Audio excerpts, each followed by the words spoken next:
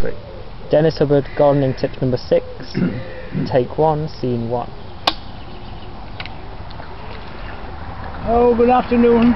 Good afternoon for gardening tip number 6. I must mention that in number 5, I forgot the name of this. When you get to be 80 years of age, this does happen with a lot of things you forget. But nevertheless, it's a Forsythia, beautiful in the spring, absolutely gorgeous. Does it have flowers then? An absolute must for any garden. Yes, it does have flowers, and like all bushes, trees, you can keep it down. People say, how high does it go? How tall? It goes tall as you let it. I mean, you can keep it down as much as you like. And it's been kept down. After the parsnips, we've got potatoes. Not a lot, not a lot. We've had that bare patches where we've had the potatoes out, and these are yet to come.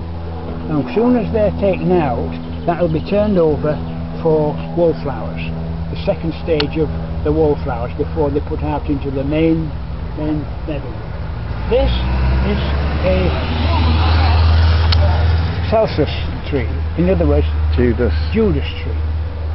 The seeds for this I brought back from Tours in France some 15, probably 20 years ago. In Tours main street, anybody that's been there, it's lined on each side with these Judas trees. They'll grow to 30 or 40 feet, 20 feet wide, but then again, they'll go as long as you want them to go, as high as you want to. The flowers come out here. That's where the flowers come out in the spring. Not on leaves, but always on the stems. There's one there. Even now, is ready to burst out. And then we have the red hot focus. The red hot focus here are spreading. They really do spread these things. And the birds, the sparrows, absolutely adore these. They really make a meal of those every day. So what's this stuff on the stems? Well, I put some sort of grease on to stop the ants getting up onto the flower itself. So is that a problem if the ants get in there? It's not. It's a problem, but it's not as big a problem as children breaking them up. And if they get some motor grease on, they'll not come back.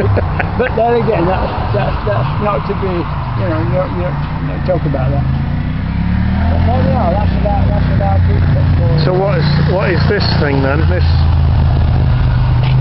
Oh, this is the. Is it a laburnum? Yeah, that's the laburnum, which again it wants pruning, really violently pruning, because they just go wild if you don't look after them. And oh yes, you can see where the potatoes have been taken up there.